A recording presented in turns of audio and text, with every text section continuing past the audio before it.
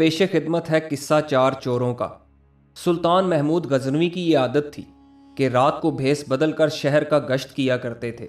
रियाया सोई होती थी और वो खुद जागा करते थे। एक रात हस्बे मामूल भेस बदल कर शहर की गश्त कर रहे थे कि आपने एक जगह चंद चोर देखे जो चोरी की नीयत से कहीं जा रहे थे। सुल्तान महमूद को देखकर वो चोर डर गए और पूछने लगे कि तुम कौन हो।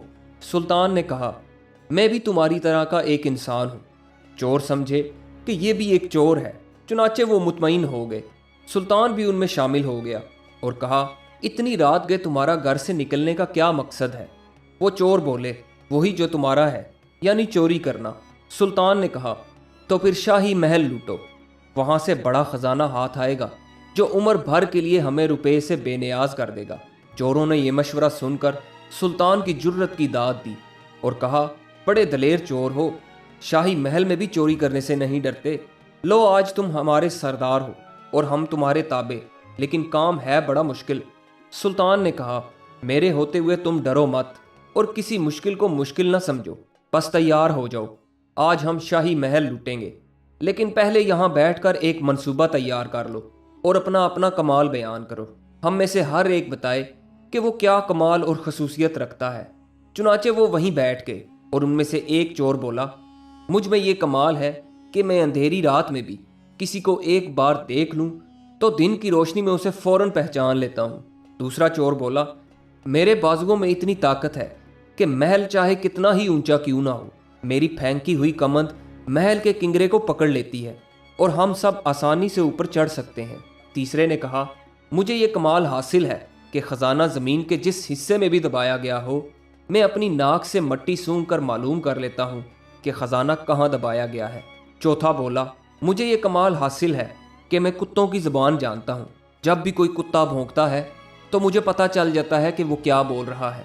अब वो सुल्तान से पूछने लगे, हमने तो अपना अपना कमाल बयान कर लिया, अब तुम बताओ तुम क्या कमाल रखते हो। सुल्तान ने कहा, मुझ में ये कमाल है कि अगर मुजरिम कैद में हो और जल्लाद उन्हें कत्ल करने के लिए तख्तादार पर ले आए तो मैं अपनी दाढ़ी को जरा सी जुम्बिश दूं तो सारे मुजरिम और कैदी रिहा हो जाएं और मरने से बच जाएं।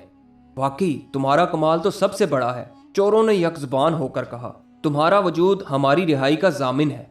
अब वो सब उठे और शाही महल का रुख किया। रास्ते में कुत्ते ने उन्हें देखकर भौंकना शुरू कर दिया।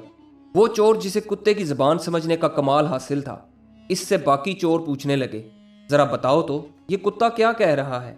वो बोला, भाइयों मैं खुद भी बड़ा हैरान हूँ, क्योंकि ये कुत्ता कह रहा है कि तुम पांचों में बादशाह खुद भी मौजूद है। सारे हंसने लगे और बोले, बेवकूफ कहीं का, बादशाह और हम में। इसने कहा, मुझे बेवकूफ कहो या हंसो, कुत्ता यही कह रहा है। उन सब ने कहा कि मुमकिन है कि कुत्ते का मकसद ये हो कि आज तो हम शाही महल लूटने जा रहे हैं और कल हम सारे बादशाह होंगे। वो बोला, जो मर्जी कहो, कुत्ता तो यही कह रहा है कि पांचों में एक बादशाह मौजूद है।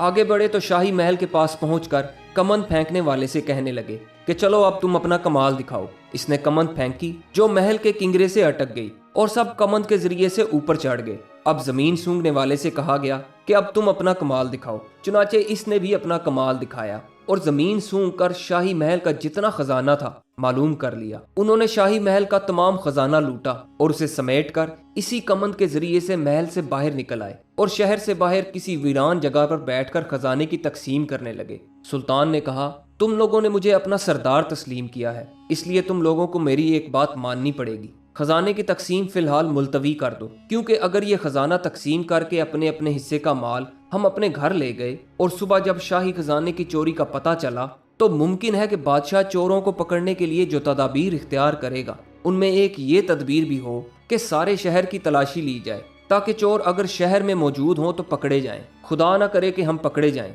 लिहाजा कुछ दिनों सब्र ही कर लो। जब बादशाह के सिपाही तुम्हें पकड़ने में नाकाम हो जाएंगे तो हम इत्मीनान से यहाँ आकर खजाना तकसीम कर लेंगे, इसलिए यहीं जमीन खोद कर इस खजाने को इधर दफन कर दो। सब ने इस राय से इत्तेफाक किया और कहा कि बिल्कुल ठीक है, आप हमारे सरदार हैं, जो हुक्म हो हमें मंजूर है। सुल्तान महमूद ने कहा, अब हम सब लोग अपने अपने घरों को रवाना होते हैं, लेकिन मैं नौवारद हूँ, अभी अभी तुम लोगों में शामिल हुआ हूँ। मैं तुम लोगों को नहीं जानता कि तुम कौन हो और कहाँ रहते हो। अपना अपना मुकम्मल पता मुझे लिखवा दो। चुनाचे उन्होंने अपने मुकम्मल पते अपने सरदार को लिखवा दिए। चोर अपने अपने घरों को और सुल्तान अपने महल को लौट गया। सुबह हुई तो एक शोर मच गया कि शाही खजाना लूट लिया गया है। शाही महल के सिपाही दौड़ भाग करने लगे। सुल्तान ने अपने सिपाहियों को बुलाकर उन चारों चोरों के नाम और पते बता दिए और कहा, इन चारों चोरों को गिरफ्तार कर लो, चोर यही लोग हैं। सिपाही सुल्तान के बताए हुए पते पर पहुंच गए और चारों चोरों को गिरफ्तार कर लिया।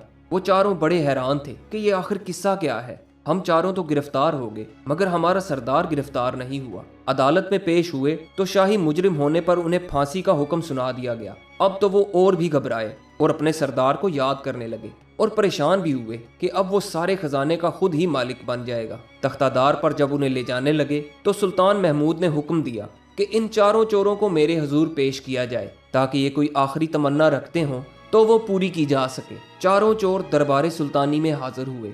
सुल्तान महमूद ताज पहने तख्त पर जलवा अफरोज था।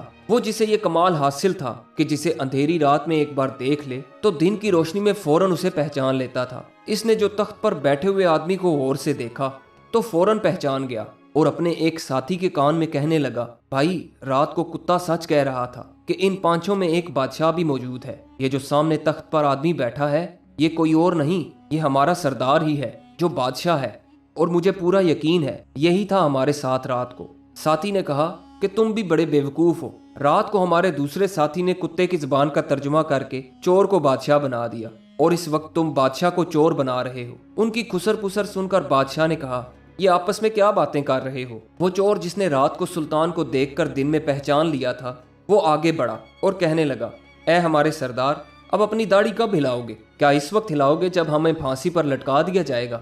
हमने अपना अपना कमाल दिखा दिया, अब तुम भी अपना कमाल दिखाओ और हमें फांसी से बचाओ। सुल्तान महमूद ये सुनकर हंस पड़ा और कहा, तो तुमने मुझे पहचान लिया, लो मैं भी अपनी दाढ़ी को जरा सा हिलाता हूँ, जाओ तुम सबको रिहा किया जाता है। सब रिहा कर दिए गए और इसी वक्त वो सुल्तान के कदमों में गिरकर अपने पेशे से सच्चे दिल से तौबा करके नेक और साले बन गए। दोस्तों ये कहानी आपको कैसी लगी कमेंट्स में अपनी राय का इजहार जरूर कीजिएगा और हमारे चैनल कहानी बाजार को सब्सक्राइब जरूर कीजिएगा। वीडियो देखने का बहुत बहुत शुक्रिया।